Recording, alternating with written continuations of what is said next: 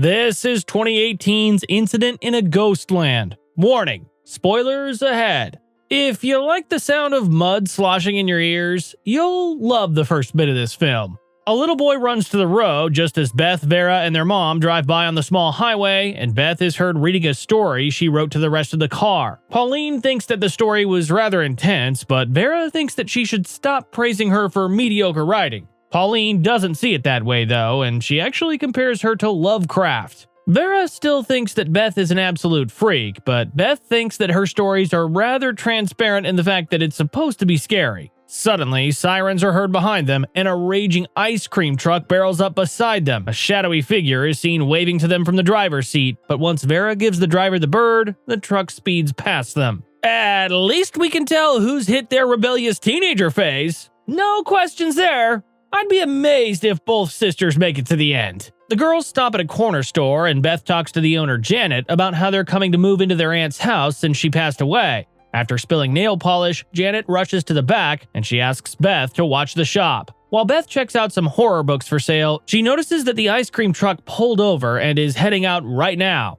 Then she notices a newspaper that talks about a local murder, and Vera comes in to ask about it next. Vera is clearly impatient though, so she listens to the article while she shoplifts some glasses. Soon, Pauline comes in to tell the girls to get in the car, and they make it to their dead aunt's house. This house screams Warren Museum, and I wouldn't be surprised if some of these artifacts were actually from there. This house looks like the Hell House too. No one in their right mind would move into this place in the middle of the night. In fact, they wouldn't move in here unless they were the biggest horror writer looking for some quick inspiration. The girls carry their belongings inside, and Beth is fascinated by the artifacts in the house. She finds a puzzle box mirror with a hidden jack in the ball-docks inside, and Vera is furious that she has to live here now. Beth seems to feel right at home though, but she's a little concerned when she finds blood on her fingers. Pauline asks her what's wrong, and she finds out that she started that time of the month for the first time. Vera waits outside while Pauline helps Beth, but when Pauline comes out, Vera opens up about why she doesn't understand how Beth can write horror stories when she's terrified of everything in her life.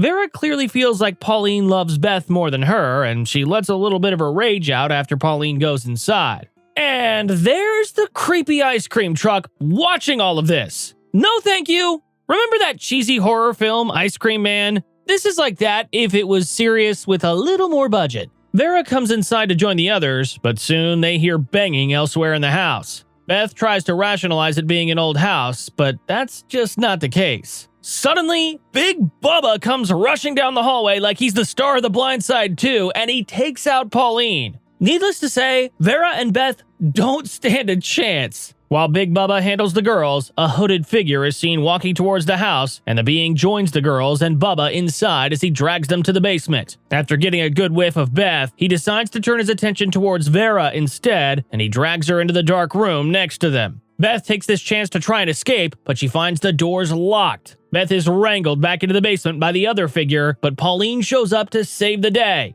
Pauline succeeds, but she rushes down to try and save Vera next. Holy crap! This is probably one of the best home invasion moments in recent horror movies. Pauline is an absolute beast. Flash forward to Beth waking up from the nightmare that is her past, and her husband tries to comfort her. Beth has since moved to Chicago, and she still writes horror stories on an old typewriter. She's an esteemed author now, and her entire publishing company wants to admire her at dinner that night. Later, Beth goes on TV to talk about her newest book titled Incident in a Ghost Land, and it's a tribute to her horrible past. That night, Beth curls up on the couch with her family as they watch the interview, but suddenly there's a call from Vera. Vera is literally calling her back to the house. How about no? That's about as haunting as it gets for a family phone call. Even though her husband doesn't think that she should go back, Beth feels as though she owes it to Vera to help her out. The next day, Beth takes a car to the house, and she finds that no one is answering her. She calls out for Pauline, and suddenly her mother pops up from behind the house. Beth tells her about the phone call, but Pauline says that everything is okay. Beth heads inside to get settled in, and that night, Beth worries that Pauline might be mad at her for leaving her in this house with Vera.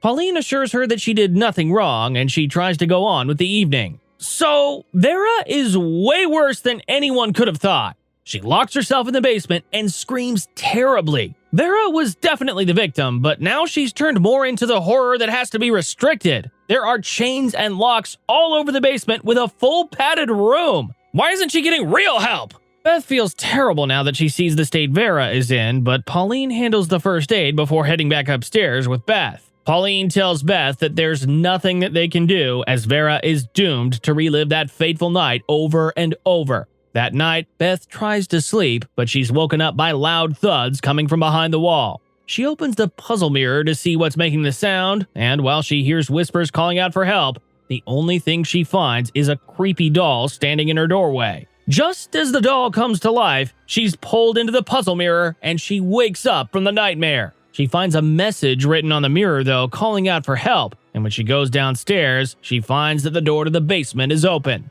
Vera is clearly dealing with some terrible forces in the house, and it's more than just in her head. She even shows Beth that she's being handled by something. Is it real or spiritual? Beth heads back upstairs when she hears a truck, but it drives off just as she comes outside. Pauline explains that it was just a food delivery, and she comes around front with a wagon full of more dolls. That night, Pauline and Beth enjoy some drinks, dancing, and old music, and Vera suffers alone in the basement as she hears rumbling coming her way. Later that night, Pauline falls asleep, and Beth finds Vera tied up in the room next to hers. Beth goes to get the key, but the door locks behind her. Beth can hear Vera being attacked behind the door, but when things go silent, she gets really scared. Yes, I know that family is important, but there's no way in hell you'd ever catch me going back to that house unless it was to sell it on the spot. Beth sees the figure in the keyhole, and shortly after that, Vera barges out of the room as she is apparently being assaulted by ghosts. It's so bad that Vera's fingers become disfigured as she falls down the stairs, and Beth tries to take care of her. Pauline calls for an ambulance, and she tells Vera that she knows why she's doing this. Now, Beth is questioning Pauline as to what she means, and Pauline warns her not to listen to Vera. That'll be easy enough to do because when Beth gets back to the house, Vera has locked herself in the basement again. What's real and what's not? Suddenly, Beth hears the voices of the men who came after them all those years ago, and he warns that she's next. She sees Bubba drag Vera through the hall again, but it's just a tease. Hours pass, and Beth falls asleep in the kitchen. When she wakes up, the figure sees her, but this turns out to be another dream as she wakes up on the couch. While she thinks that it was just a dream, she's definitely feeling the effects as psychosis seems to seep in and signs of a physical struggle are evident. She calls out for Pauline, but there's no answer and she's locked inside. Beth goes down to ask Vera what she did to her, and Vera says that the man is the one who chose her. The sisters confront one another, and the line between fact and fiction seems blurred. Vera tells Beth that she's still back in the house and she has to accept what happened. Wait, so did Pauline die? Oh no, which reality is real? If that's true, that means she really left Vera there alone all those years.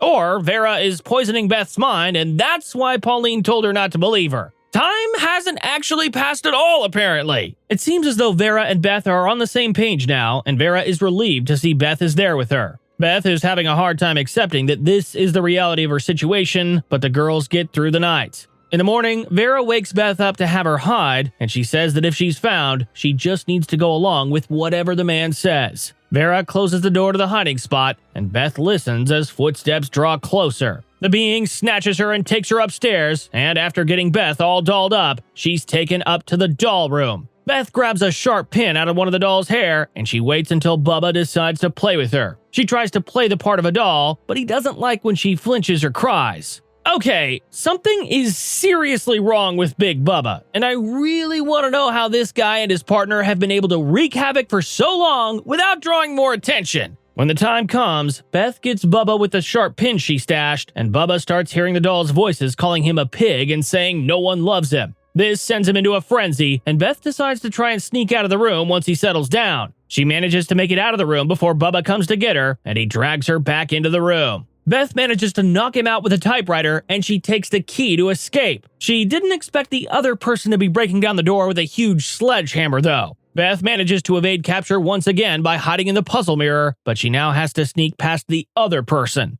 Nope! The creepy doll in the puzzle mirror hole starts laughing maniacally, and I think that it's just as scary as anything else in the house could be. Who makes these kind of things? And who stuffs their house full of it? I love the macabre and horrifying just as much as anyone else, but this is excessive. Eventually, Beth makes it downstairs and she goes to rescue Vera. The sisters go to escape, but they seem to be thwarted around every turn. Luckily, Big Bubba distracts the other person and the girls make it outside. Once outside, the girls hop the fence and run for the hills, and they manage to draw the attention of the state police on the highway. While one of the cops speaks with the girls, the other one radios this in, but they're interrupted when the cops are taken out. The ice cream truck shows up to take the girls back, and Vera can't accept her fate. She fights to escape again, but Beth has given up. Once back at the house, Vera is taken out of the van, and Beth takes this chance to escape back into her fantasy grown-up world. This girl's coping mechanism was to create a completely false reality where years had passed in the matter of days.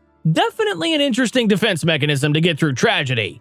Beth loves this life, and she's even visited by Lovecraft, who tells her that he loves her book. The fantasy is interrupted when Beth sees Vera frantically searching, and she follows her upstairs to hear her screaming for help again. Pauline shows up to warn her not to listen to Vera, but Beth doesn't want to abandon Vera. Beth rushes back to reality, and she gets there just in time to deal with Big Bubba again. Bubba almost finishes her off, but he's distracted by the doll in the mirror puzzle. Beth attacks Vera's assailant, and she goes absolutely feral on them. Suddenly, they're saved by the state police backup, and they can finally take a breath. The girls hold each other, and eventually, they're taken to the hospital. Could you imagine what would have happened if Beth had just stayed in her fantasy land? There's no way they would have ever made it out. The only thing that would have made this movie creepier is if it had said it was based on a true story. In the ambulance, the paramedic tells Beth how brave she is, and then the credits roll. This was definitely worth a watch if you're looking for a decent thriller movie with a relevant twist. It's definitely rather brutal, and it doesn't hold back much at all. Give it a shot. Thank you for watching, and I hope you enjoyed the video. Don't forget to like and subscribe for more like this one. Comment what you think I should watch next, and I'll see you in the next video.